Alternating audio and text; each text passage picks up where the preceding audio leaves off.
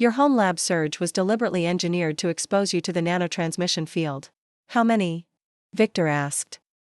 Dozens, maybe hundreds, across multiple test sites. Sophia pulled out a weathered notebook, its pages filled with names and dates. Most don't survive the initial neural integration. Those who do either experience rapid cognitive deterioration or get eliminated when they become inconvenient. The sound of footsteps echoed from the corridor behind them, deliberate movement, multiple individuals approaching with purpose. They found us, Sophia whispered, her face tightening with familiar fear. We need to move now. This way. She led them deeper into the abandoned complex, her movements surprisingly fluid despite the obvious stress. There's a maintenance shaft about 100 meters ahead that connects to the old subway tunnels. The sound of pursuit grew closer. Radio communications, equipment rattling, the systematic approach of professionals who knew their business. Diana's enhanced perception cataloged their pursuers, 6 individuals, private military contractors designation Neuromatrix Acquisition Team Alpha, armed with specialized non-lethal suppression equipment designed for capture operations. They want us alive, she gasped as they hurried through the darkness. For now, Sophia replied grimly. But that changes quickly if they think we're going to expose the program. They reached the maintenance shaft as flashlight beams began probing the corridor behind them. Sophia pulled off the heavy metal cover with strength that seemed impossible for her frame, adrenaline and desperation overriding physical limitations. Up, she ordered. Diana first. The shaft was cramped and vertical, requiring a climb that tested every muscle in Diana's 58-year-old body. Behind her, the sound of pursuit drove her upward through the narrow space toward a dim circle of light. That promised escape. They emerged in an alley between abandoned warehouses, the afternoon sun temporarily blinding after the underground darkness. Sophia replaced the cover and led them toward a nondescript electric vehicle that hummed to life. At her approach, Neuromatrix doesn't control everything yet, she said, noticing Diana's surprise at the car's response to Sophia's neural command. Some systems are still vulnerable to those of us who know how to access them. As they drove through the industrial district, Sophia glanced at Diana through the rearview mirror. You're stable. More stable than any of us expected. Most people can't handle the neural integration for more than a few weeks before their minds start fragmenting. Why am I different? Age, maybe. Mature neural pathways handle the augmentation better than younger brains.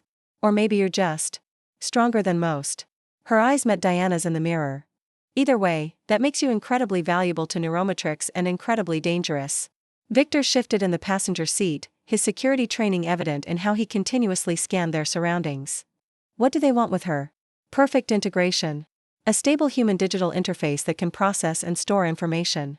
Without the mental breakdown that's plagued their other subjects. Sophia's voice turned grim. They'll never stop hunting her. And if they can't have her? She didn't need to finish the sentence. The implications hung in the air like a death sentence as they drove deeper into the maze of abandoned industrial buildings. Diana realized that her comfortable life in Silicon Valley was over forever. She was no longer Diana Mercer, respected tech veteran pushed aside for younger talent. She'd become something unprecedented and dangerous, a living bridge between human consciousness and digital systems that powerful people would kill to possess or destroy. The only question now was whether she'd survive long enough to discover the full scope of what had been done to her, and whether there was any way to fight back against forces that had already demonstrated their willingness to rewrite the very nature of human cognition. Sophia's safe house was a converted warehouse hidden in the industrial outskirts of Oakland, its exterior unremarkable while the interior hummed with sophisticated technology. Screens lined one wall displaying scrolling data feeds and encrypted communication channels that spoke to a network larger than Diana had imagined. Welcome to the Resistance, Sophia said with bitter humor, settling into a workstation clearly designed to accommodate her enhanced capabilities. Population, whoever hasn't been captured or killed this month. Victor remained standing, his posture alert. How many people are we talking about? Hard to say. The network shifts constantly. People go dark, disappear, or... Sophia's hand moved to the scar behind her ear, drawing attention to a moment of neural interference that seemed to ripple through her consciousness. Let's just say Neuromatrix is very thorough about cleaning up loose ends. Before Diana could respond, one of the monitors chimed with an incoming encrypted transmission. Text scrolled across the screen, coordinates, a time, and a single word, redemption. That's new, Sophia muttered, her fingers dancing across a keyboard with the fluid precision of someone whose neural pathways were directly interfaced with the system. Triple encrypted, routed through 17 proxy servers. Someone with serious technical resources. The message updated, Dr. Nathan Weir. I need to speak with the asset alone. Diana felt her enhanced perception respond to the name, data flowing unbidden through her consciousness. Dr. Nathan Weir, age 45, former Neurometrics chief neuroscientist, specialization in neural digital interface technology, employee ID NM001, security clearance level alpha, project designation Prometheus lead researcher. He created the neural interface technology, Diana said quietly. Sophia's head snapped toward her. How could you possibly? Never mind. Of course you know. She turned back to the screen, typing rapidly. Nathan Weir disappeared from Neurometrics 3 months ago. Word is he grew a conscience and tried to sabotage the program from within. The timing, Victor observed, his security training immediately recognizing the pattern. 3 months ago was when Diana had her power surge incident. Not a coincidence, Sophia's expression was grim. Weir's departure triggered a security lockdown. They accelerated field testing to complete the program before he could blow the whistle. Your accident was part of that rush timeline. The screen updated again, Chrissy Field, West End, 1,400 hours. Come alone or don't come at all. I can help you understand what you've become. Diana studied the message, her enhanced perception automatically analyzing the digital fingerprints embedded in the transmission. The encryption was military grade, but beneath it lay traces of desperate urgency and what felt like genuine remorse. I'm going, she decided. Bad idea, Victor said immediately. Everything's a trap now, Diana stood, surprised by her own calm. But he's right. I need to understand what I've become. And he's the only person who might have answers. An hour later, Diana sat on a bench at Chrissy Field, watching the afternoon fog roll in from the Golden Gate Bridge and obscuring the city skyline. Joggers, tourists, and dog walkers moved around her, the normal world continuing its predictable rhythms while her own reality grew increasingly surreal. The man who sat beside her looked nothing like the corporate scientist Diana had expected. Dr. Nathan Weir was tall and gaunt, with the kind of quiet intensity that came from carrying impossible knowledge.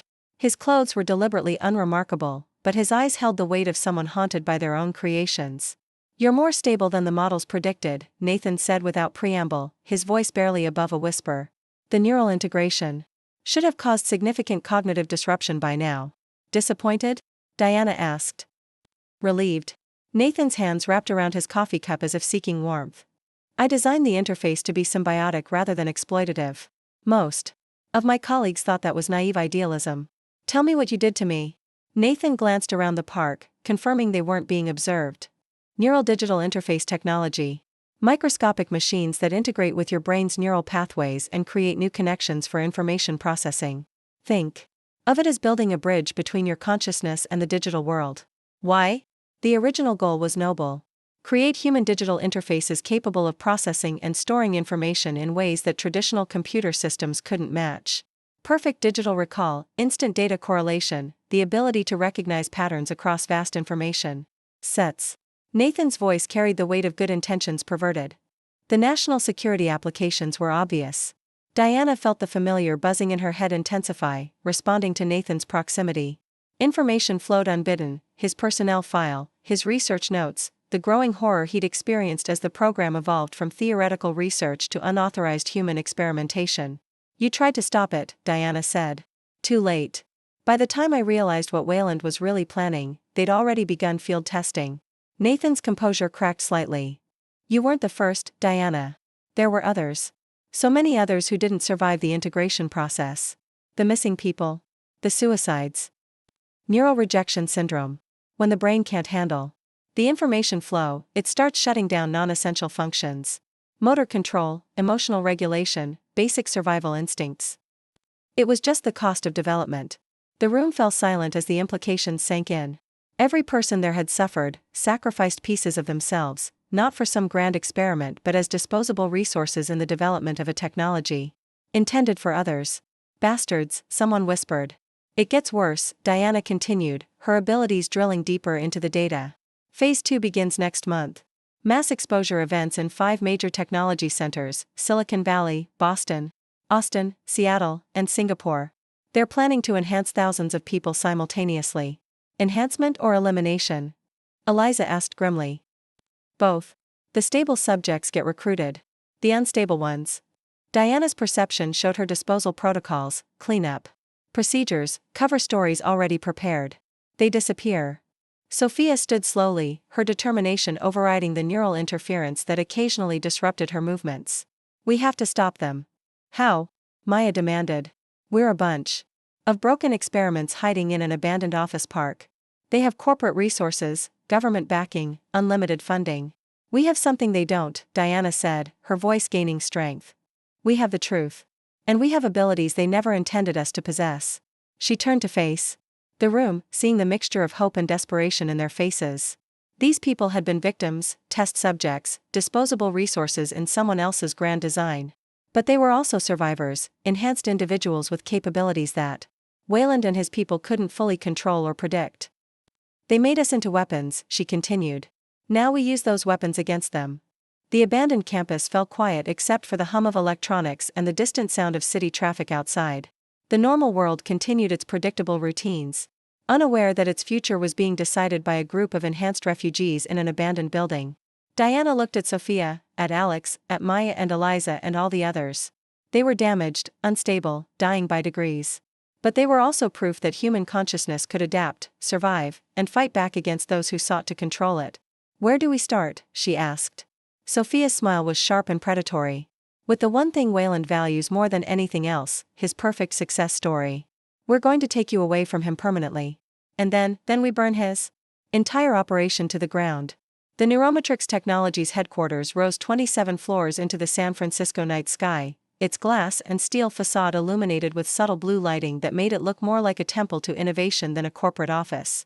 Diana crouched on the rooftop of an adjacent building, her enhanced perception mapping security systems, guard rotations, and electronic countermeasures with precision that would have impressed military tacticians.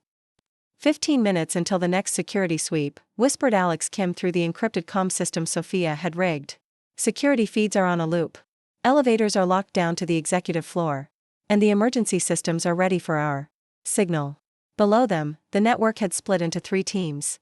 Sophia and Maya were handling the ground-level assault, using Maya's deteriorating but still functional quantum interface abilities to crash Neuromatrix's security systems and trigger emergency protocols. Dr. Winters and her medical team stood ready to treat casualties and document whatever evidence they recovered.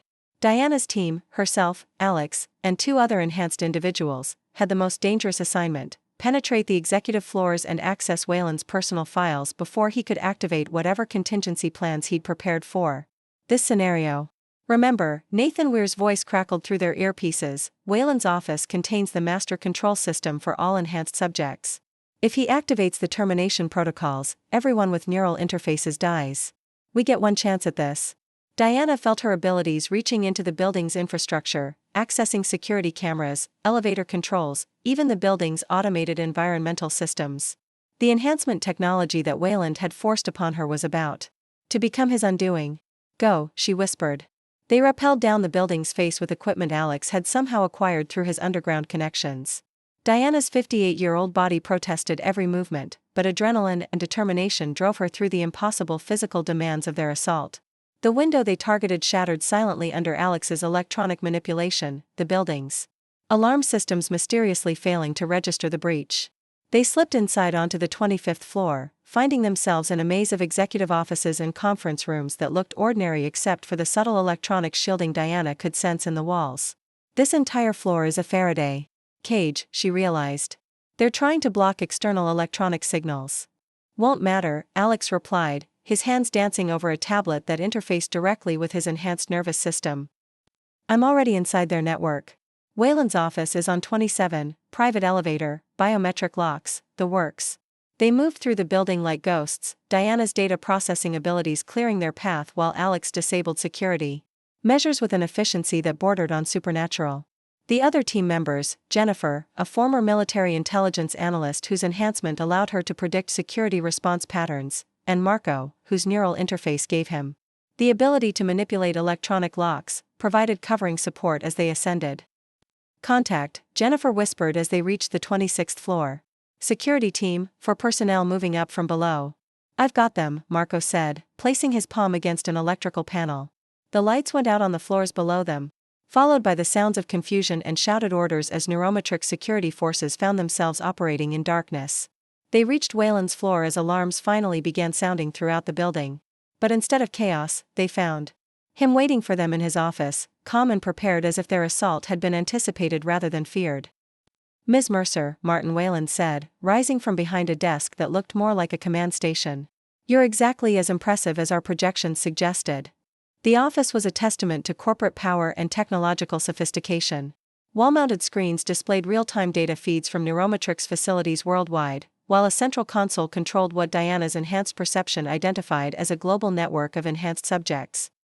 "Projections," she replied, keeping her voice steady despite the fear growing in her chest. "You mean you wanted us to come here? I needed you to come here."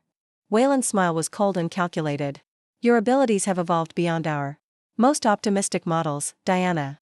The neural integration we achieved with you represents the culmination of decades of research. But to fully understand and replicate your success, we needed to observe you under stress." "You used us as bait," Alex said, his enhancement-modified tablet showing him the true scope of Neurometrix surveillance. "You've been tracking the entire network for months. Every safe house, every communication, every enhanced individual who thought they were hiding from you." Wayland moved to his command console, his fingers hovering over controls that radiated malevolent purpose. "The beauty of enhancement technology is that it creates a permanent connection between subjects and our monitoring systems. You can run, but you can never truly hide." Diana felt her enhanced perception probing deeper into Wayland's systems, following data trails that revealed the horrifying scope of his operation, not just 9 facilities but dozens. Not just enhancement research but active deployment in military units, corporate espionage teams, even law enforcement agencies. "You're creating an army," she whispered. "I'm creating the future. Enhanced humans represent the next stage of evolution. But only if that enhancement can be controlled and directed." Wayland's hand moved toward a red switch on his console. "Unfortunately, your little resistance movement has demonstrated that current subjects retain too much independence. Time for a system reset." "The termination protocol," Alex breathed, understanding flooding his voice. "Every enhanced individual in your database will experience immediate neural shutdown. Painless. Efficient. Final." Wayland's expression showed no trace of remorse. "Within 6 months, we'll begin deploying stable subjects who've been properly conditioned for loyalty and compliance." "Including my former colleagues?" Diana asked. "Your replacements at Quantum Shield have already been selected for enhancement. Their psychological profile suggests they'll adapt well to directed integration." Wayland's smile widened. "They'll become the kind of enhanced individuals we always intended to create, powerful, capable, and completely obedient." The rage that flooded through Diana was unlike anything she'd ever experienced. Every fiber of her enhanced nervous system blazed with fury as she realized the full scope of Wayland's manipulation. He hadn't just stolen her normal life, he'd planned to transform the entire tech industry into weapons for his corporate army. "You made one mistake," she said, her voice carrying a dangerous calm. "And what was that?" "You assumed I'd remain the aging tech veteran who followed rules and accepted forced retirement." Diana's respond to critics who question the legality of how this evidence was obtained? Diana had expected this question. In the 3 months since the data upload, she'd faced countless interviews, depositions, and interrogations from officials trying to understand how a discarded tech executive had brought down a multi-billion-dollar conspiracy. "Senator, when someone steals your humanity and turns you into their experimental subject, traditional legal protections become inadequate." Her voice carried the authority of someone who'd paid the ultimate price for truth. "The evidence I provided was already stolen from its rightful owners, the thousands of people whose private digital information was harvested without consent. I simply returned it to where it belonged, the public record." Senator Rodriguez nodded approvingly. "The committee recognizes that extraordinary circumstances required extraordinary responses. Now, regarding the current status of enhancement survivors, Dr. Weir, would you please address the committee?" Nathan rose from the expert witness table, his appearance dramatically improved from their desperate days in the underground network. The federal investigation had provided him with immunity in exchange for his cooperation in treating survivors and developing countermeasures for the enhancement technology. "Thank you, Senator. We've identified 124 confirmed enhancement survivors worldwide. Of these, 37 have achieved stable integration similar to Ms. Mercer's experience.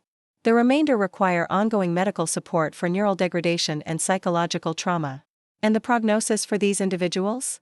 "With proper treatment, many can live normal lives. The enhancement technology, when properly understood and controlled, doesn't have to be destructive.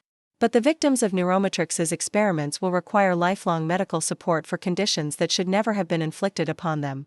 From the gallery, Diana could see Sofia Martinez in her wheelchair, the neural interface that had once threatened to consume her now stabilized by Nathan's treatments. Beside her sat Alex Kim, his insomnia finally under control thanks to a modified neural dampener.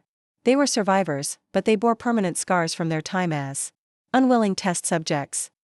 Ms. Mercer, Senator Chen addressed her again. What would you say to those who argue that enhancement technology, properly regulated, could benefit humanity? Diana considered the question carefully. In the months since losing her enhanced abilities, she'd thought often about the ethical implications of what had been done to her. Senator, the technology that enhanced me could indeed help people. Individuals with memory disorders, learning disabilities, or neurological conditions might benefit enormously from neural interface technology. But that's not what Neuromatrix was developing.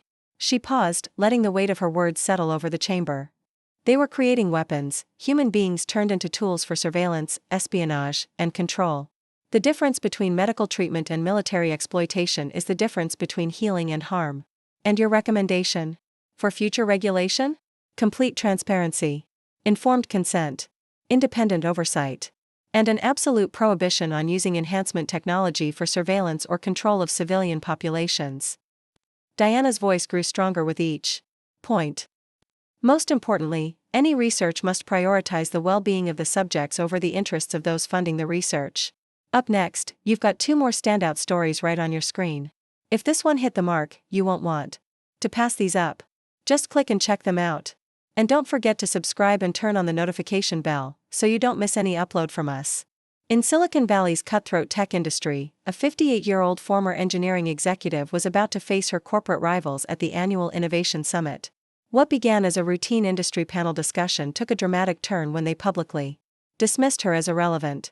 Diana Mercer wasn't just another aging tech veteran pushed aside for younger talent.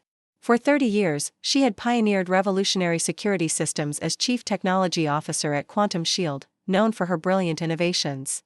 When confronted with their condescending remarks, she had no idea she possessed extraordinary capabilities that would change the industry forever. Before we jump back in, tell us where you're tuning in from, and if this story touches you, make sure you're subscribed, because tomorrow, I've saved something extra special for you. Diana responded by revealing proprietary algorithms they had secretly stolen, reciting their code line by line with impossible accuracy. What began as a professional humiliation would become a corporate earthquake that exposed deep-rooted corruption and theft. Diana Mercer sat in her sleek home office, the one she'd designed when she was still considered relevant in Silicon Valley. The minimalist space, with its panoramic views of the San Francisco Bay, had once been her war room where she'd developed security protocols that protected millions. Now it felt like a museum to a career that everyone except her believed was over. She watched her former colleagues arrange themselves on her video conference screen like prosecutors preparing for a high-profile conviction. The irony wasn't lost on her that Jason, who had replaced her as CTO at Quantum Shield, had positioned himself front and center on the call, his practiced smile not quite reaching his eyes. Whether to dominate the conversation or to intimidate her, she couldn't tell. Diana, we've asked you to join this pre-summit meeting because we respect your past contributions. Jason's voice carried the artificial warmth he used with investors. That careful modulation that said, I'm being generous by acknowledging you. He leaned closer to his camera, fingers steepled beneath his chin. The panel tomorrow is about future innovations, not historical perspectives. Historical. Like she was an artifact. A tech fossil. 6 months since the board had pushed her out in what they called a strategic restructuring. 6 months since she'd awakened to find her security access revoked, her team reassigned, and her decades of work rebranded under someone else's leadership. 6 months of watching younger executives take credit for her research while venture capitalists who once returned her calls now sent polite declinations through assistants. Historical perspectives, Diana repeated, her fingers drumming against the polished surface of her desk. Code flickered behind her eyelids, algorithms she'd written, security protocols she'd designed, innovations she'd pioneered that were now mysteriously appearing in her former company's newest products. What kind of perspectives, exactly? Lawrence cleared his throat, the sound sharp in the afternoon quiet. At 42, the new CEO had inherited his father's venture capital connections but none of his ethical boundaries. The kind that acknowledge the rapid evolution of the industry. Diana, the board feels that having you speak about current innovations might confuse the audience, given your extended absence from active development. Diana noticed her former protégé, Zoe, shifting uncomfortably in her home office chair. At 29, the brilliant programmer had once looked up to Diana as a mentor. Now she stared at something off camera, clearly wishing she were anywhere else. Poor girl, she had no idea that her groundbreaking encryption algorithm had been stolen from Diana's personal research server, code she'd been developing for years before her unceremonious departure. People move on, Diana said carefully, measuring each word. Exactly, Jason's corporate voice emerged, measured and patronizing. The summit is about breakthrough technologies. Your last significant contribution was, what, 5 years ago? The quantum shield architecture is practically ancient history now. The buzzing in her head intensified, a low hum that had become her constant companion since that strange power surge in her home lab 6 months ago. With it came a flood of information she shouldn't have access to: security breaches in quantum shield's supposedly impenetrable firewalls, code repositories that had been mysteriously accessed, timestamps that coincided precisely with her termination. We've made some arrangements, Lawrence continued, his professional mask slipping slightly. You'll be introduced as a pioneer in early security architecture, and we've scheduled your remarks for the morning session. The real innovations, the current technologies, will be showcased in the afternoon keynote. You mean a place for people with expired relevance? Diana's voice cut through his corporate doublespeak like a precision laser. It's not about labels, Diana, Jason said, leaning forward with what he probably thought was a reassuring expression. It's about positioning you where you'll be most appreciated. The Legends of Tech retrospective is quite an honor. 30 years of breaking barriers as one of the few women to reach the upper echelons of Silicon Valley had taught Diana to recognize patterns. Her former colleagues weren't concerned about her comfort or legacy. They were terrified she might notice what they'd done, systematically plundering her intellectual property while publicly dismissing her as obsolete. The code in her head grew louder, more insistent. Repository access logs, authentication timestamps, digital fingerprints of intellectual theft, information that should have been impossible for her to access yet flowed through her consciousness as easily as breathing. You want to talk about positioning? Diana stood slowly, her 58-year-old frame carrying none of the frailty her former colleagues clearly expected. Let's talk about how you've positioned my proprietary zero-day exploit detection algorithm as the cornerstone of your revolutionary new product. Preparing and narrating this story took us a lot of time, so if you are enjoying it, subscribe to our channel, it means a lot to us. Now back to the story. Jason's tablet clattered to his desk. What did you just say? I said, let's discuss the Quantum Shield next-gen security platform you're announcing tomorrow. The one built on code I wrote and stored on my personal development server. The one with my digital signature still embedded in lines 1457 through 2381. The silence that followed was deafening. Zoe's face had gone pale, her eyes wide with the kind of shock that spoke to genuine ignorance of the executive team's crimes. Jason's mouth opened and closed soundlessly, his Stanford MBA apparently insufficient to process what he just heard. That's impossible, Lawrence stammered, but his voice had lost all its executive composure. You can't know that code. No one outside the development team has seen it. Repository ID QS 9834772, Diana continued, turning to face him directly on her screen. Last accessed March 15 at 3:42 a.m. from an IP address registered to your home network, Lawrence. The same night my home lab experienced that mysterious power surge that fried most of my equipment. Lawrence's face flushed red, then drained to white. Stop it. Stop talking. But Diana couldn't stop. The information poured through her like electricity through a superconductor. 6 months of corporate espionage and intellectual theft laid bare with algorithmic precision. The board's secret plans to sell the company once the new security platform launched. The offshore accounts where executives would deposit their windfalls.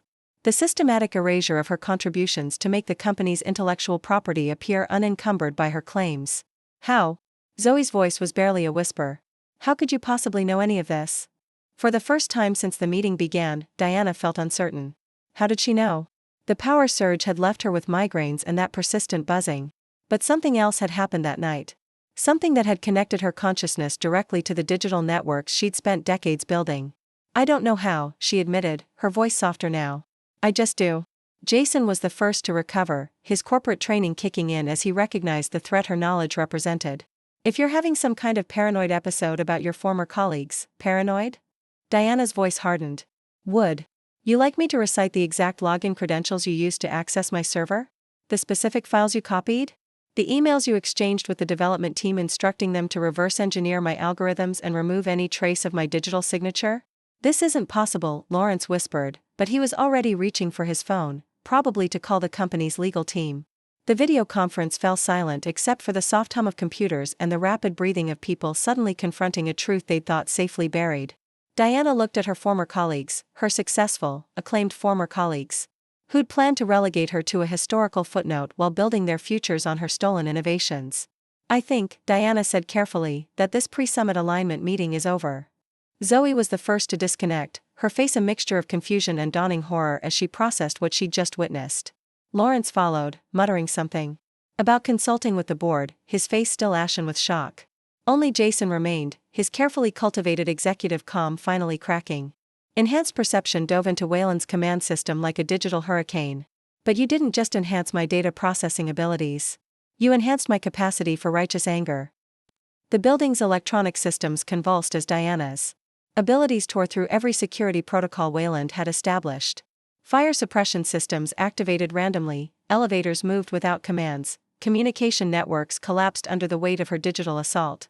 Impossible, Wayland gasped, his command console sparking and failing. The neural limiters should prevent what? An old woman from fighting back? Diana stepped closer, her enhanced abilities reaching into every neuromatrix system worldwide. You forgot something important about aging tech pioneers, Wayland. We don't just know the systems you're using, we built the foundation they stand on. Through the building's compromised communication system, she could hear Sophia's voice coordinating the ground assault, could sense Alex downloading every file in Wayland's database, could feel the network's other enhanced individuals using their abilities to systematically dismantle Neuromatrix's global infrastructure. Wayland lunged for the termination switch, but Marco intercepted him, the programmer's enhanced reflexes proving superior to corporate desperation. They grappled briefly. Before Wayland collapsed, his nervous system overwhelmed by Marco's direct interface abilities. Buildings clear, Sophia's voice crackled through their comms. Security's down, files are secured, and Dr. Winters is treating the enhanced subjects they had in holding cells. Diana stood in Wayland's office, surrounded by sparking electronics and failed corporate dreams, and realized that their victory was only the beginning. Neuromatrix had been just one node in a larger network of enhancement research and deployment. They'd won this battle, but the war for human consciousness was far from over. What now? Alex asked, his tablet displaying the vast trove of information they'd captured. Diana looked out the office windows at the city below, thinking of her former colleagues, of Victor, of all the normal people who had no idea their futures hung in the balance between corporate control and human freedom. Now we make sure the world knows what they tried to do to us, she said. And we prepare for their counterattack. Agent Sarah Jameson stood in the ruins of Wayland's office, her FBI credentials seeming inadequate for the scope of what they'd uncovered. Broken glass crunched under her feet as she surveyed the aftermath of the network's assault, sparking electronics, scattered documents, and the unconscious form of Martin Wayland zip-tied to his executive chair. This is Agent Jameson, she spoke into her encrypted radio. Neuromatrix facility is secure. Requesting immediate federal oversight and evidence preservation teams. Diana watched the federal agent with her enhanced perception, data flowing unbidden through her consciousness. Sarah Jameson, FBI Special Agent, 15 years of service, current assignment to the Emerging Technology Crimes Division. But beneath the official record lay something more complex, a parallel investigation into illegal human experimentation that had been running for months. You've been hunting them too, Diana said. Sarah turned, her professional mask slipping slightly. The Bureau started receiving reports about missing persons near Neuromatrix facilities 10 months ago. Always the same pattern, tech professionals who disappeared after strange equipment malfunctions. Families told they'd been transferred to specialized facilities that didn't exist. Why didn't you move sooner? Because every time we got close, the cases got transferred to higher authority and classified. Sarah's expression darkened. Someone with serious federal connections has been protecting Neuromatrix's operations. Before Diana could respond, her enhanced perception screamed a warning, multiple helicopters approaching from the east. Military designation, armed response teams preparing for tactical deployment. Not rescue or support. Containment. We need to leave, she said urgently. Now. Sarah followed her gaze toward the windows where searchlights were beginning to probe the building's upper floors. That's not Bureau protocol. Through the building's compromised communication system, Diana could hear Sophia coordinating the network's evacuation, but the approaching forces were moving too fast, positioning themselves to prevent escape rather than provide assistance. Agent Jameson. The voice came through Sarah's radio with military precision. This is Colonel Marcus Webb, Defense Intelligence Agency. You are ordered to immediately secure all enhanced subjects and evidence pending federal review. Sarah's face went pale. Yeah? This isn't their jurisdiction. It is now. Webb's voice continued. Neuromatrix Technologies has been operating under classified defense contracts. All enhanced subjects are to be considered federal assets requiring immediate protective custody. The euphemism was clear to everyone in the room. Not protective. Custody, imprisonment. The network's enhanced individuals weren't being rescued, they were being claimed by another branch of the same system that had created them. Like hell, Sarah muttered, switching off her radio. Ms. Mercer, how many of your people are still in the building? 14. Sophia's moving them toward the service exit, but if those helicopters are carrying tactical teams.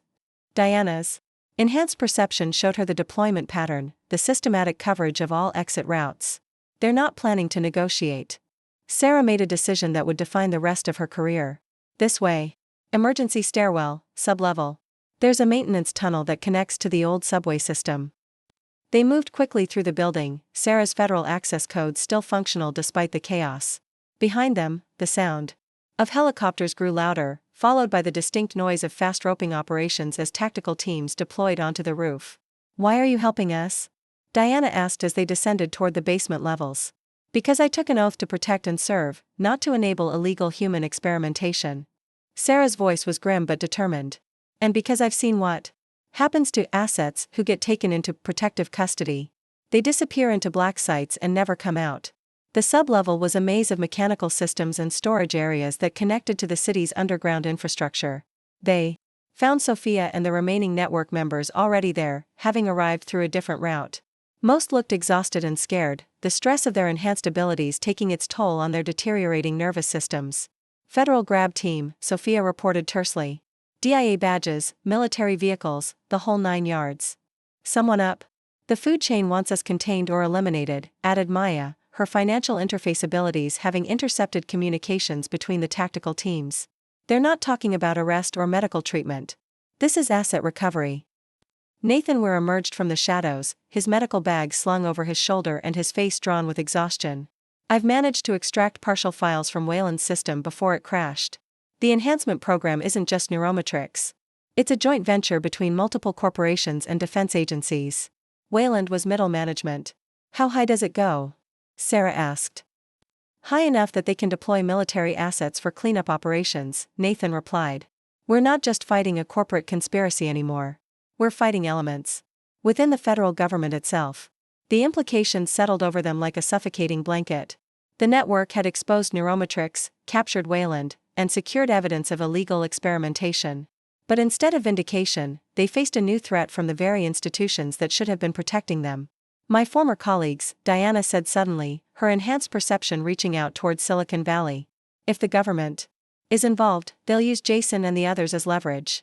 Already on it, Victor Chen's voice came through their encrypted communications. Got them in protective custody with some former intelligence friends of mine. Off the books, safe location for now. For now, Sarah added grimly.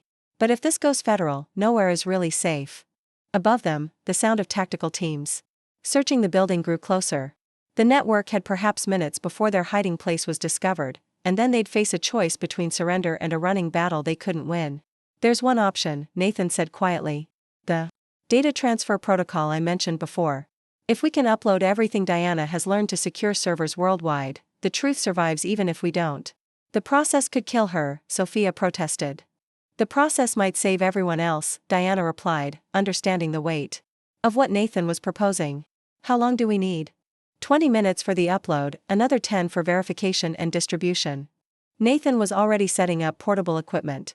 But Diana, once we start, there's no going back. The neural strain of transferring that much data could leave you permanently damaged. I understand. The tactical teams were getting closer, their search pattern methodical and thorough. Soon they'd reach the sublevel, and then the networks. Brief moment of victory would end in capture or worse. Diana looked at the enhanced individuals around her, damaged, dying, but still fighting for the right to exist as more than government assets or corporate property.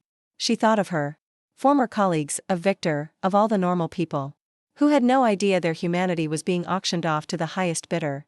Do it, she said. Nathan's equipment hummed to life in the sublevel's flickering fluorescent light, cobbled together medical devices and high-end computing hardware forming a makeshift neural interface station. Above them, the sound of tactical boots on concrete grew closer, each footstep marking time they didn't have. Neural interface is active, Nathan announced, adjusting the delicate array of sensors around Diana's temples. This is going to feel like drowning in information. Every piece of data you've absorbed, every enhanced memory, every corporate secret, it's all going to surface at once. Diana settled into the improvised chair, surprised by her own calm. She thought of her 30 years building technology that had changed the world, of the quiet retirement that had been stolen from her 6 months ago. If this was how her story ended, at least it would have meaning. Upload commencing, Nathan said, his fingers dancing across multiple keyboards. First phase is your personal data enhancement. We're capturing everything the interface stored in your neural pathways. The sensation began as a whisper, code flowing through her consciousness like water through crystal. But within seconds, it became a torrent, then a flood, then a hurricane of information that threatened to tear her mind apart: source code, security credentials, financial records. The private digital lives of corporations crashed through her awareness simultaneously. Neural activity spiking, Nathan announced, his voice tight with concentration. But she's holding together. Start phase 2. The second wave hit like a digital tsunami, not just the information she'd absorbed but the memories and experiences of every enhanced individual she'd encountered. Sophia's determination, Maya's slow dissolution, Alex's desperate fight against his deteriorating sleep patterns, all of it poured through her consciousness as the neural interface released its stored data. My God, Sophia whispered, watching the readouts. She's processing petabytes of information. How is she still conscious? Because she's stronger than any of us imagined, Nathan replied, his own voice strained as he monitored the transfer. Phase 3, the network's collective intelligence. Everything we've discovered about Neuromatrix, Wayland, the enhancement program, it's all going into the global distribution matrix. Above them, the tactical teams had reached the main basement level. Voices echoed through the corridors, getting closer with each sweep. Agent Sarah positioned herself at the stairwell entrance, her weapon drawn, knowing it would buy them only minutes at best. The third phase of the upload felt like dying and being reborn simultaneously. Diana experienced every moment of suffering the network had endured, the medical procedures, the neural breakdowns, the slow realization that they'd been used as test subjects in someone else's vision of human evolution. But she also felt their courage, their determination to expose the truth, their refusal to surrender their humanity to corporate control. Upload at 60%, Nathan announced. But her neural pathways are overloading. We're losing her. Diana could feel herself fragmenting, pieces of her identity scattered across the vast data stream flowing through her enhanced consciousness. She was Diana Mercer, respected tech veteran. She was also Asset NM, 1247, enhanced data processor. She was simultaneously a living repository of digital secrets that could destroy governments and corporations.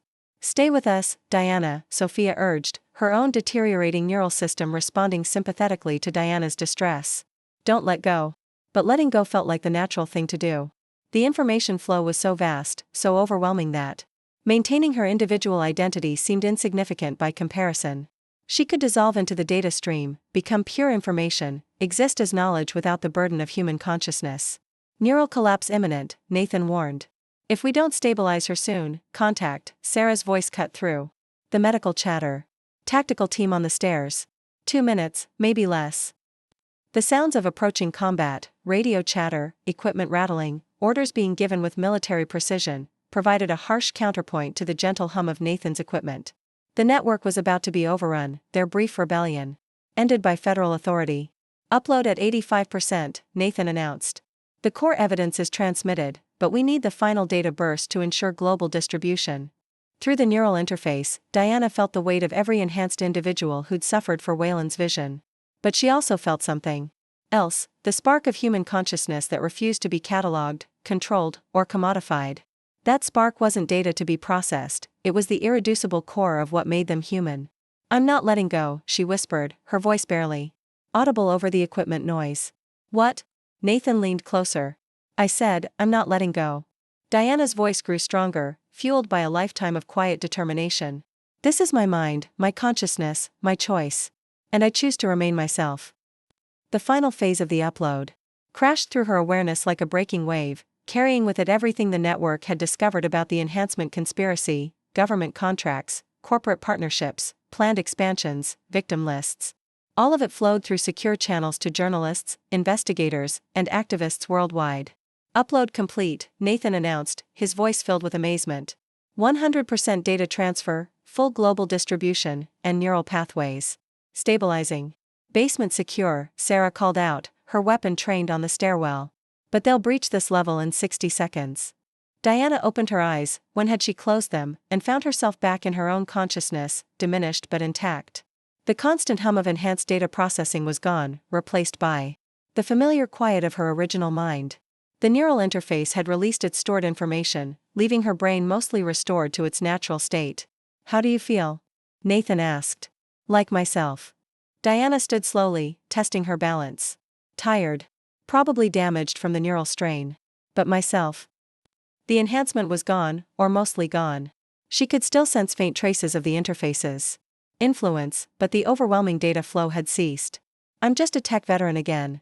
A tech veteran who just exposed the largest illegal human experimentation program in history, Sophia said, grinning despite their desperate circumstances. Through Nathan's monitoring equipment, they could see confirmation signals arriving from news organizations, human rights groups, and government watchdogs around the world. The evidence was spreading faster than any containment effort could stop it. Time to go, Sarah announced. Tactical breach in 10 seconds. They scattered into the underground tunnel system as federal agents flooded the sublevel behind them. But the damage was already done. The truth about Neuromatrix, Wayland, and the enhancement program was spreading across the globe, carried by the collective knowledge of every enhanced individual who'd suffered and fought for the right to remain human. Diana emerged from the tunnels into the San Francisco dawn, weakened but free, knowing that her quiet life was over but that something more important had taken its place. She'd become the voice for everyone who'd been used, discarded, or forgotten by those who viewed human consciousness as just another resource to be exploited. The price of truth had been everything she'd once been. But what she'd become in return was something Wayland and his collaborators had never anticipated, a survivor who'd chosen humanity over enhancement, identity over dissolution, and truth over comfortable lies. 3 months after the data upload that had exposed the enhancement conspiracy to the world, Diana Mercer sat in a congressional hearing room facing a panel of senators whose expressions ranged from sympathetic to skeptical. The marble-walled chamber was packed with journalists, survivors, and family members of those who hadn't been as fortunate as she. Ms. Mercer, Senator Elaine Rodriguez leaned forward with the careful attention of someone who understood the historic nature of these proceedings. In your own words, please tell this committee what Neuromatrix Technologies did to you. Diana adjusted the microphone, her hands steadier now than they'd been in months. The neural strain from the data transfer had left her with occasional migraines, but the quiet that had replaced the constant digital buzz was a gift she'd learned to treasure. They transformed me into a weapon, she said simply, without my knowledge or consent. They exposed me to experimental technology that violated every principle of medical ethics and human dignity. They did this not to help humanity, but to create assets they could control and exploit. Behind her, she could hear Jason shifting in his seat. Her former colleague had become one of her strongest advocates, his business acumen proving invaluable in navigating the complex corporate landscape that had followed the data release. Lawrence sat beside him, his venture capital connections now dedicated to funding ethical technology development and support systems for enhancement survivors. The committee has reviewed extensive documentation provided through your unique circumstances. Senator James Chin continued. This evidence has led to the arrest of 53 individuals, the shutdown of 17 research facilities, and the exposure of illegal enhancement programs in 4 federal agencies. How do you? Diana, he whispered, what's happening to you? Diana settled back into her ergonomic chair, suddenly exhausted. The buzzing in her head had quieted, but she could still feel the vast network of information humming just beneath her consciousness. Code repositories, development logs, electronic communications, all of it accessible with a thought. I don't know, she said honestly. But I intend to find out. After Jason disconnected with promises to call later that neither of them believed, Diana sat alone in her home office and contemplated the wreckage of her professional relationships. The smart home system chimed 4 o'clock, its sound echoing in the sudden emptiness of her house. 6 months ago, she'd been a respected industry leader, content with her achievements and her place in the tech hierarchy. 6 months ago, her colleagues had sought her guidance rather than conspiring to consign her to irrelevance. Now she knew. Things she'd never wanted to know, possessed information that could destroy the people who'd betrayed her, and somewhere in the back of her mind, a small voice whispered that this was only the beginning. The power surge in her home lab had changed her in ways she couldn't measure or understand, but as the afternoon light faded through her panoramic windows, Diana Mercer made a decision that would prove more dangerous than she could possibly imagine. She was going to find out what had really happened that night 6 months ago, and she was going to discover who was responsible for connecting her mind to the digital world she'd helped build. Diana's hand trembled slightly as she set down her morning espresso, the sleek ceramic cup suddenly feeling foreign in her grip. 3 days had passed since the video conference, 3 days of deafening silence from her former colleagues and a growing certainty that something fundamental had shifted in her world. The smart home system announced 7:30 a.m., marking another sleepless dawn. She'd spent the night at her holographic workstation, surrounded by projected screens filled with her careful documentation, page after page of information that shouldn't exist in her mind. Source code from private repositories, authentication, credentials, system architecture diagrams that belonged to companies she'd never worked for, even financial transactions from tech executives she barely knew. All of it flowing through her consciousness like a digital river she couldn't dam. Diana pushed back from her workstation and walked to her wall-to-wall windows, peering out at the San Francisco skyline. Everything looked normal, the same fog-shrouded buildings, the same early morning traffic, the same predictable rhythm of the city starting another day. But normal had become a luxury she could no longer afford. Her reflection in the window glass looked back at her, silver-streaked dark hair pulled into its usual practical ponytail, intelligent eyes that had seen the rise and fall of countless tech empires, the kind of face that belonged on Women in Tech panel discussions. Respected. Accomplished. Ultimately disposable. If only they knew what was happening behind those unremarkable eyes. The security system's chime cut through her thoughts. Through the digital doorbell camera, she saw Victor Chen's weathered face. The veteran cybersecurity consultant positioned himself slightly to one side of the doorframe, an old habit from his days in military intelligence. "Morning, Diana," he said when she opened the door, his keen eyes studying her with the careful attention he'd once used to detect network intrusions. "Thought you might want some company before the summit. And maybe some real coffee instead of that espresso machine you worship." Victor Chen had been her mentor when she first entered the industry 25 years ago, one of the few people who'd treated her as an equal in the boys' club of early internet security.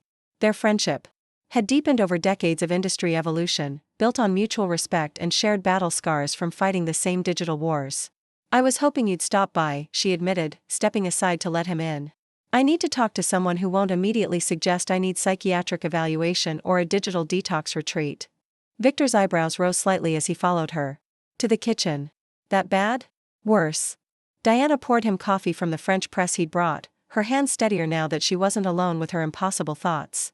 "Victor, if I told you something that sounded completely insane, would you at least listen before calling the men in white coats?" Victor had investigated breaches involving everything from nation-state actors to teenage hackers operating from suburban bedrooms. "Try me." She studied his face, searching for any hint of the patronizing patience she'd seen in her colleague's eyes, but Victor's expression remained neutral, professionally curious. A lifetime of cybersecurity work had taught him the value of listening first and judging later. "I can see code," she said carefully. "Source repositories, system architectures, network vulnerabilities. Things I have no business knowing about systems I've never worked on." Victor sipped his coffee, considering. "What kind of things?" "Proprietary algorithms, authentication credentials, development logs." The words came easier now, relief flooding through her at finally having someone willing to listen. "It started after the power surge in my lab. At first, I thought it was just educated guesses based on my experience, but it's not guessing, Victor. I know things. Impossible things. Show me." The simple request caught her off guard, no demands for proof, no immediate dismissal, just the calm professionalism of someone accustomed to dealing with extraordinary claims. Diana closed her eyes, letting her mind drift toward the information that constantly hummed just beneath her consciousness. Victor's digital footprint appeared almost immediately, cleaner than most, organized with the methodical precision of someone who'd spent decades maintaining operational security. "Victor Chen," she said softly. "Administrative access to the DARPA Quantum Computing Initiative Network. Login credentials updated yesterday at 8:17 p.m. Multi-factor authentication tied to a physical security key you keep on your keychain and a biometric signature from your left index finger." Victor's coffee cup froze halfway to his lips. "You maintain 3 separate digital identities for penetration testing purposes. Your primary testing environment runs on a custom Linux distribution you modified yourself. Your home network has 17 connected devices, all behind 3 separate firewalls you designed that have never been breached." "Jesus Christ," Victor whispered. "There's more." Diana's voice grew stronger as she realized he wasn't reaching for his phone to call for help. You've been conducting unofficial vulnerability assessments of the Quantum Shield next-gen platform. You've identified 7 critical security flaws they don't know about, including a remote code execution vulnerability in their authentication module. Victor set down his coffee cup with exaggerated care, his hands not quite steady. How? I don't know. The admission felt like a small failure, a lifetime of solving complex problems leaving her unprepared for phenomena that had no logical explanation. But there's something else, Victor. Something that might explain where this is coming from. She reached for her tablet, pulling up a schematic covered with her careful annotations. The Prometheus Project. 2016, you consulted briefly before walking away. You never told anyone why. Victor's face went pale. The Prometheus Project had been his white whale, a classified DARPA initiative studying the theoretical integration of human neural networks with digital systems. It had promised breakthrough human-computer interfaces but had been officially shelved due to ethical concerns and technological limitations. Tell me about Neurometrics, Diana continued, reading from her notes. Private contractor, specialized in experimental neural interface technology. They took over key components of Prometheus after the official shutdown. I remember them. We questioned their ethical protocols, but they had political connections. Their approach was. Victor trailed off, his expression darkening. Their approach was what? Aggressive. They believed the limitations weren't technological but biological. They wanted to modify human neural pathways to better interface with digital systems. Diana leaned forward, her focus sharpening. And I walked away. Some lines shouldn't be crossed, even in the name of progress. Victor studied her face. Diana, how could you possibly know about Prometheus? The project files were classified. Beyond top secret. Martin Wayland, current CEO of Neurometrics. Address, 1247, Pacific Heights, Unit 3B. Their corporate headquarters shows minimal activity, but they're still receiving substantial government funding through shell companies. Recent research acquisitions include specialized equipment for measuring neural electrical activity at unprecedented resolution. Victor stared at her for a long moment, his weathered face cycling through disbelief, recognition, and something that might have been fear. Diana, if what you're telling me is true, it is true. She closed the tablet, meeting his eyes steadily. And that's not even the strangest part. 3 days ago, I drove past the location of my home lab power surge. The electrical substation. That supposedly malfunctioned? It's operated by a subsidiary of Neurometrics. What do you mean? I mean it has security measures that would make the Pentagon jealous. The security expert who'd apparently helped her disappear. Jason stared at the message, his mind racing through possibilities. Is there a problem? Wayland asked, his eyes fixed on Jason's phone. No. Just the board requesting updates. Jason pocketed the device, making a decision that surprised him with its clarity. Mr. Wayland, we appreciate your concern, but we need some time to process this information. Of course. Please understand that time is a luxury Ms. Mercer may not have. Wayland headed for the door, pausing to look back. When you're ready to help her, call the number on my card. Day or night. After Wayland left, Jason and Lawrence sat in silence, the weight of impossible choices settling around them like fog. He's lying, Jason said finally. About what? All of it. The timing, the explanations, the convenient solutions. His executive instincts were screaming warnings. Corporate executives don't personally handle medical consultations for random technology exposure victims. Lawrence was quiet for a moment, his analytical mind working through the implications. But what if he's right about the deterioration? What if Diana really is in danger? Jason thought about Victor's message, about Diana's impossible knowledge, about private security teams being called off by unnamed federal authorities. The pieces formed a pattern that spoke to conspiracy, rather than medical emergency. I think the danger isn't what Wayland wants us to believe it is, he said. An hour later, Jason stood at the east entrance of Founders Park, watching Victor Chen emerge from the treeline with the careful movement of someone expecting trouble. The security expert looked tired but resolute, his eyes holding the sharp alertness Jason remembered from industry cybersecurity conferences. Where's Diana? Jason asked without preamble. Safe, for now. Victor glanced around the park, checking for surveillance. Wayland found you fast. You know about Wayland? I know he's the reason Diana is running instead of preparing for her keynote. Victor's expression was grim. Jason, what I'm about to tell you will sound insane, but I need you to listen with an open mind. For the next 20 minutes, Victor outlined a conspiracy that stretched from illegal human experimentation to corporate espionage involving national security agencies. He told Jason about neural digital interface technology, about missing test subjects, about a former colleague who'd been transformed into something unprecedented and dangerous.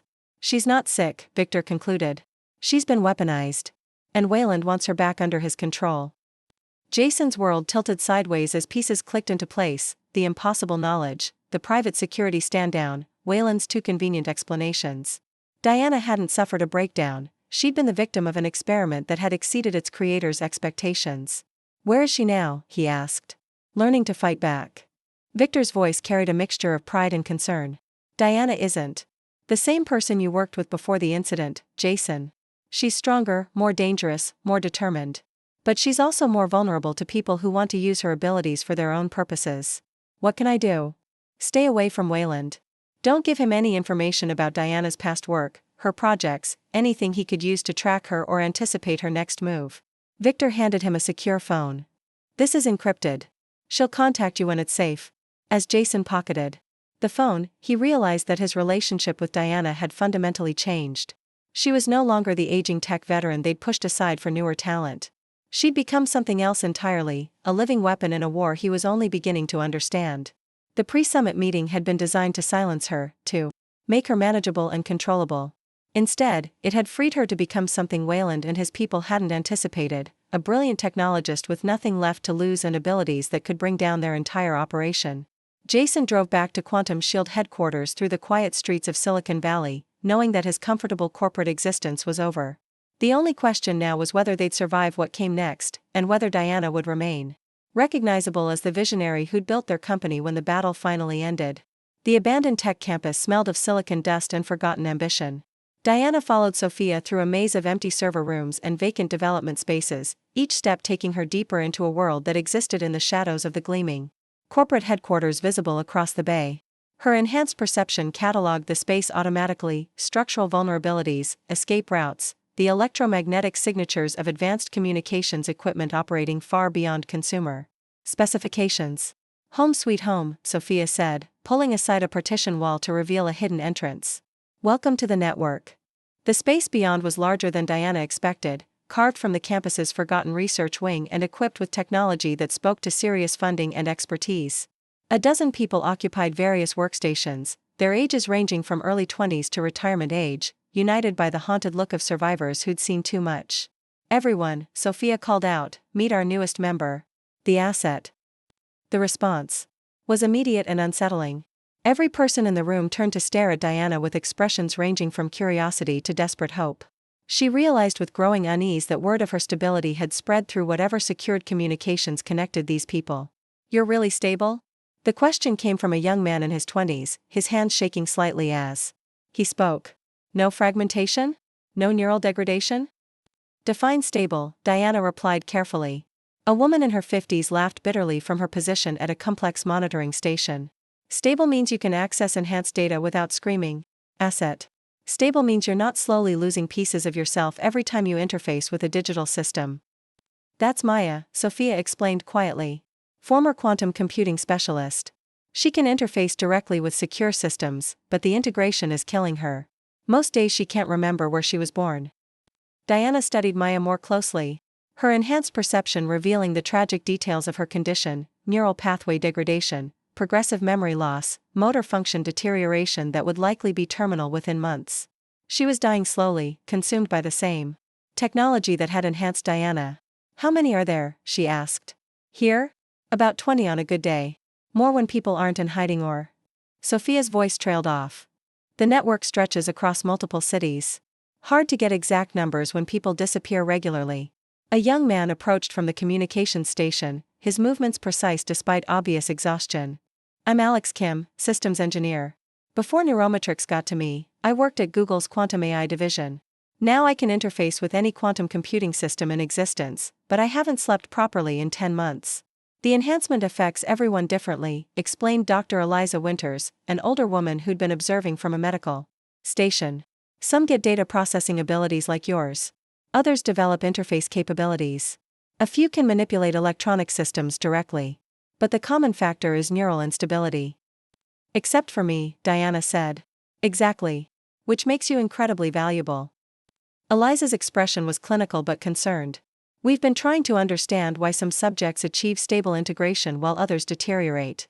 You might be the key to helping the others. Diana felt the weight of their expectations settling on her shoulders like a physical burden. These people weren't just survivors, they were refugees from a war most of the world didn't know existed, clinging to hope that someone might find a way to save them. What do you need from me? She asked. Sophia gestured toward a holographic workstation covered with projected documents and data streams. Information. Neurometrics has been careful to compartmentalize their operation. Each facility only knows part of the picture. But your data access capabilities might be able to piece together the complete conspiracy. Diana approached the workstation, her enhanced perception immediately responding to the assembled evidence, financial records, personnel files, facility schematics, test subject documentation. All of it incomplete, fragmented, deliberately obscured. But as she focused her abilities, patterns began emerging from the chaos. There are 9 facilities, she said suddenly, the information flowing through her consciousness like electricity through a superconductor. Not just neurometrics. Shell companies, government contractors, academic research programs, all connected to the same neural interface project. 9? Alex looked up from his workstation. We thought there were maybe 3 or 4. Diana's perception deepened, following digital trails through corporate structures and funding streams. The scope is massive. They're not just creating individual enhanced subjects. They're building an entire infrastructure for mass deployment. Maya laughed again, the sound hollow and defeated. Mass deployment of what? Broken people who can't function? No, Diana said quietly, understanding dawning. Mass deployment of people like me. They've been using all of you as test subjects to perfect the technology. The instability, the deterioration, that was never the goal. Nathan's voice dropped to barely audible. They die slowly, losing pieces of themselves until there's nothing left but disconnected data. The weight of that revelation settled over Diana like a shroud.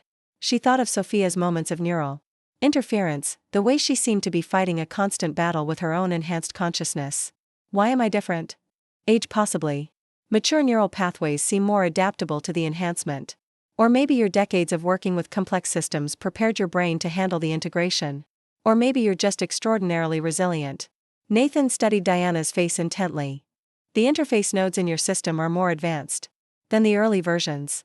Self-regulating, designed to work with your brain rather than overwhelming it. Can you remove them? Nathan's expression grew troubled. That's complicated. The interface has integrated with your neural tissue at the cellular level. Attempting removal would likely cause catastrophic brain damage. So I'm stuck like this. Not stuck. Enhanced. Nathan leaned forward urgently. Diana, you don't understand how remarkable you are. The information processing capabilities you've developed, the pattern recognition, the digital integration, you're beyond anything we thought possible.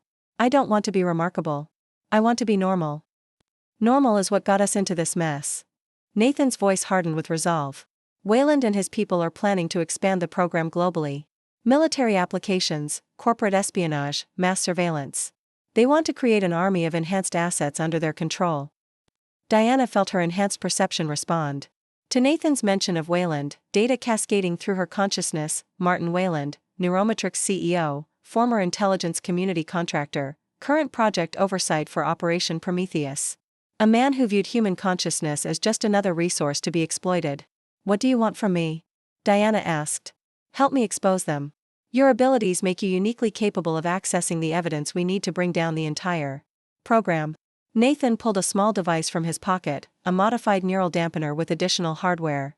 This will help you focus and control your data access. Think of it as training wheels for your enhanced capabilities. And if I refuse? Then Wayland wins. More people die. And eventually, he'll either capture you for his program or eliminate you as a security risk. Nathan's expression was stark. There's no going back to normal, Diana. The only choice is whether you'll use your abilities to fight back or wait for them to destroy you. Outside the park, Diana's enhanced perception detected a surveillance drone operating just within the fog bank, its digital signature matching neurometric security protocols. They've found us, she said quietly. Nathan followed her gaze toward the barely visible drone and cursed softly. Exit strategy. Move normally. Don't look directly at it. As they stood to leave, Diana made a decision that would define everything that followed. She pocketed Nathan's neural dampener and met the scientist's desperate eyes. "I'll help you," she said, "but I want guarantees. About my safety, about what happens after we expose Wayland. I can't guarantee anything except that we'll try to do the right thing." It wasn't much, but it was more honesty than anyone else had offered her. As they walked casually toward the parking area, blending with tourists and locals enjoying the park, Diana realized she'd crossed a line from victim to active participant in a war she barely understood. The respected tech veteran was gone forever. In her place stood something unprecedented and dangerous, a living weapon forged from human consciousness and righteous indignation. Wayland and Neuromatrix had created their perfect human digital interface. Now they were about to discover that some weapons were impossible to control. The ringing phone shattered the pre-dawn quiet of Jason Mercer's bedroom like an alarm. He fumbled for it in the darkness, his executive instincts immediately cataloging the time, 4:17 a.m., and the implications of calls that came at such hours. "Jason?" Lawrence's voice was tight with panic. "Diana's gone." He sat up, fully awake now. "What do you mean, gone?" "I sent the security team to monitor her home before the summit. The house is empty. Her car's gone, and there are signs. Someone left in a hurry." Jason swung his legs out of bed, already reaching for clothes. The video conference had been 3 days ago, 3 days of sleepless nights replaying Diana's impossible revelations, 3 days of avoiding calls from Lawrence because neither of them knew how to process what they'd witnessed. "Did you call the police? Are you insane? And tell them what? That our former CTO knows things she shouldn't about our intellectual property theft?" The board activated the crisis management protocol. Private security is handling it. An hour later, Jason stood in Diana's home office beside Cameron Reynolds, a former intelligence operative who now led Quantum Shield's Executive Protection Division. Reynolds looked like he'd handled numerous corporate crises that never made it into shareholder reports. Lawrence paced by the windows, his venture capital confidence clashing with a situation that offered no clear financial solution. "No signs of forced entry," Reynolds was saying, his tablet balanced on Diana's desk. Security system was properly armed but deactivated with correct credentials at 9:47 a.m. 2 people left through the garage exit. Traffic cameras lost them after 3 miles. 2 people? Lawrence asked sharply. "Diana and a male approximately 60 years old. Facial recognition suggests Victor Chen." Jason and Lawrence exchanged glances, the weight of their shared problem growing heavier. "Victor Chen," Lawrence said carefully. "The security consultant. Former DARPA," Jason added. "They worked together years ago. Before Reynolds could respond, his secure phone chimed with an encrypted message. Jason caught fragments: federal jurisdiction, national security implications, immediate stand-down. "What the hell?" Lawrence demanded as Reynolds stepped outside to take the call. When he returned, Reynolds' expression had shifted from professional focus to careful neutrality. "I'm sorry, gentlemen, but this operation is being terminated immediately. I've been instructed to cease all surveillance and investigation activities related to Ms. Mercer." "On whose authority?" Lawrence's voice carried the indignation of someone unaccustomed to being overruled. "I wasn't given specifics. Just orders." Reynolds closed his tablet with finality. "Someone will be in touch with you soon." That someone arrived 30 minutes after Reynolds left, introducing himself simply as Mr. Wayland from Neuromatrix Technologies.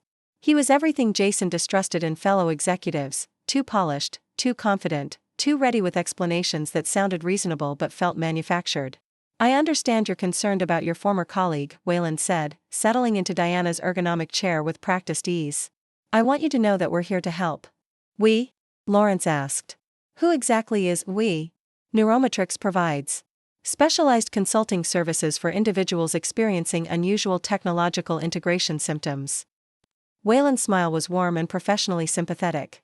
"We've been monitoring Ms. Mercer's case since her incident occurred near our research facility." Jason felt his executive instinct sharpening. "Monitoring how?" "Routine protocol when anomalies occur near our research facilities. We track potential exposure incidents. Ms. Mercer may have been affected by experimental technology we've been developing." "What kind of technology?" Lawrence leaned forward, his business development background making him more receptive to technological explanations.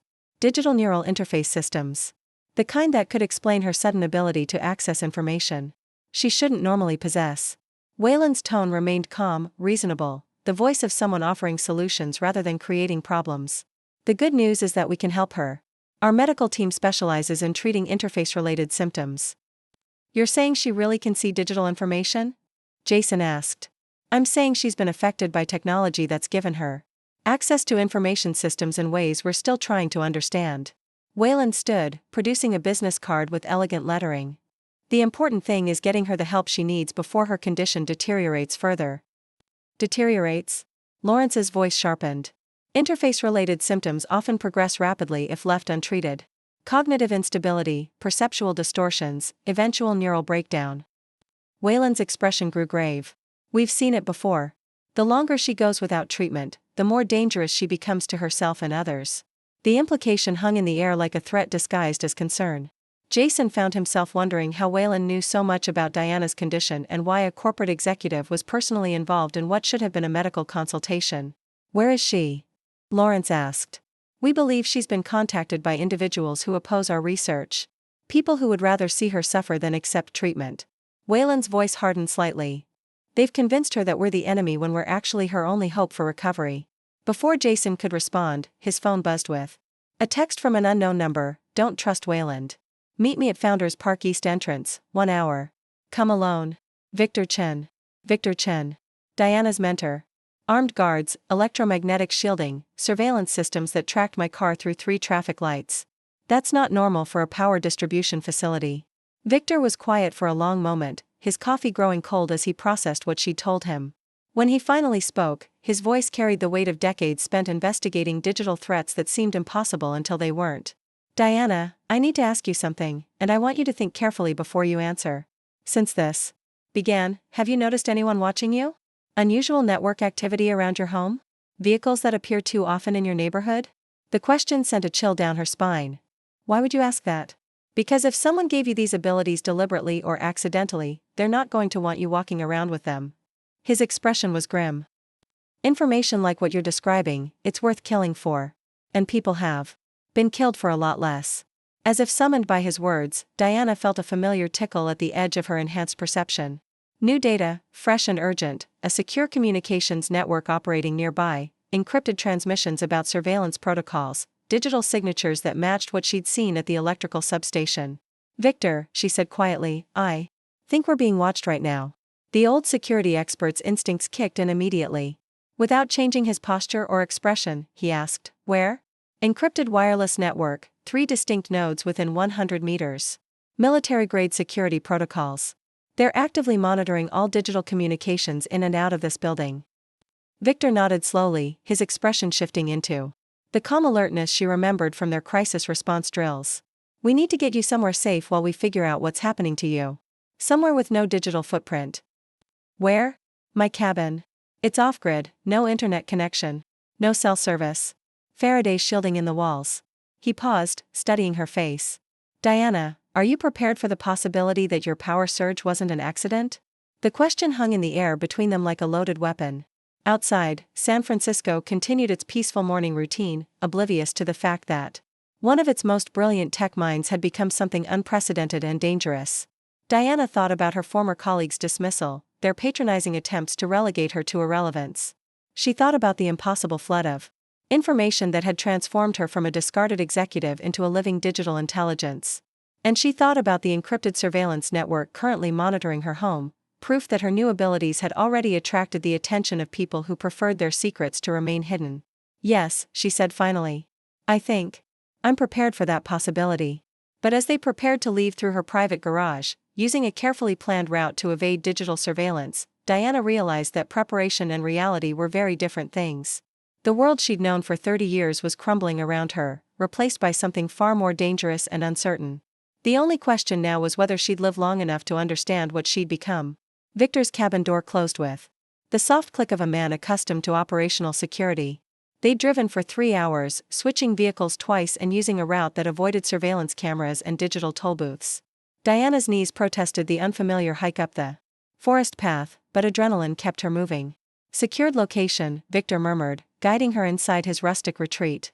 Unlike her sleek San Francisco home, the cabin's interior was deliberately analog, paper maps on wooden tables, printed books on shelves, and notably absent of any smart devices. The only concession to modern technology was a modified laptop that she recognized as an air-gapped system, completely isolated from any network. You weren't kidding about being off-grid. Diana settled into a chair, her enhanced perception automatically cataloging the cabin's contents despite the lack of digital signatures. Clean, organized, the retreat of a man who'd seen too many digital systems compromised to trust them with his personal security. Victor, there's something else I haven't told you. He poured himself coffee with steady hands, though she could see the tension in his shoulders. I'm listening. I've been researching other anomalies near Neurometrix facilities. She pulled a folded paper from her pocket, printouts from encrypted searches she'd conducted through anonymous networks. 5 incidents over the past 18 months. Power surges, equipment malfunctions, unexplained technological phenomena. All within a 3-mile radius of their operations. And 3 of the affected individuals are dead. She paused, the weight of her discovery settling like lead in her stomach. Suicide, according to the reports. The other 2 disappeared, Victor finished, setting down his cup with deliberate care. How did you know? Because I've been tracking Neurometrix for years. After I left Prometheus, I kept tabs on where the technology went. People who get too close to their operations tend to vanish. Official reports cite mental health crises, relocations for treatment, even voluntary isolation due to technological sensitivity. Someone's cleaning house, Diana whispered. Before Victor could respond, her enhanced perception screamed a warning. New data flooded her consciousness, digital signatures manifesting miles away from any conventional network, encrypted. Packets being transmitted through methods she'd never encountered. There's someone trying to contact me, she said suddenly. Contact you how? I don't know. It's like.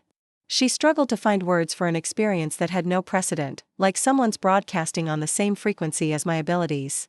There's a message. Coordinates. Victor leaned forward. Where? The old Bayview Underground Tech Hub. Sublevel 3, Section D, someone called Phoenix wants to meet. Absolutely not. Victor's security instincts kicked in immediately. It could be a trap. It could be, Diana stood, surprised by her own determination. But it could also be someone like me. Someone who survived whatever Neurometrix did. To us. The grandfather clock in Victor's living room chimed 11, its analog precision marking the decision point they'd reached: stay safe and learn nothing, or venture into danger for answers she desperately needed. If we're going, Victor said quietly, we do this right. I still have contacts in the security community. Off-the-books kind of contacts. 2 hours later, they descended into the abandoned tech hub through a service entrance Victor's industry connections had provided. Once the epicenter of San Francisco's early tech boom, the underground complex had been abandoned when the industry migrated to sleeker campus-style headquarters. The corridors stretched into darkness, their walls covered with the faded remnants of startup logos and motivational phrases from a more optimistic era. This is insane, Victor muttered, his hand resting on the concealed weapon he'd somehow produced despite California's strict carry laws. 2 rational adults crawling through an abandoned tech dungeon chasing mysterious messages. 3 rational adults, a voice corrected from the shadows ahead. The woman who emerged from the darkness looked like she'd been assembled from determination. And sleepless nights, lean and intense, with short dark hair that framed sharp features and eyes that burned with intelligent purpose. Her clothes were deliberately unremarkable, but her hands moved with the practiced precision of someone accustomed to manipulating complex systems. Sophia Reyes, she said, extending a hand that was perfectly steady despite the circumstances. Though in certain circles, I go by Phoenix. Diana studied her with her enhanced perception, data flowing automatically. Sophia Reyes, age 34, former Neurometrix test subject designation NM, 847, neural interface implantation performed 14 months ago. Current status, rogue asset, utilizing enhanced capabilities to evade corporate surveillance while orchestrating a network of similarly affected individuals. You were one of the first, Diana said softly. Sophia's smile was bitter. Very good. Though I'm guessing you didn't figure that out through conventional research. She gestured toward a makeshift command center deeper in the abandoned space, multiple laptops running on battery power, secure communication equipment, and walls covered with photos, documents, and maps connected by red string in a pattern. That would have looked paranoid if Diana's enhanced perception hadn't immediately recognized the complex data relationships they represented. Neurometrix's neural interface program, Sophia explained as they settled into the improvised headquarters. They've been testing it for 3 years. Neural interface? Victor kept his position near the exit, eyes constantly scanning for threats. Digital neural augmentation technology, Sophia said, her left hand unconsciously touching a small scar behind her ear. The ability to process, store, and manipulate digital information directly with your brain. Imagine your consciousness. Connected directly to the digital realm, no screens, no keyboards, just pure information access. Diana felt pieces clicking into place. The power surge wasn't an accident. Exposure events, Sophia nodded, her voice carrying the weight of someone who'd learned these truths the hard way. Controlled releases of the neural interface technology. To test transmission vectors and integration success rates.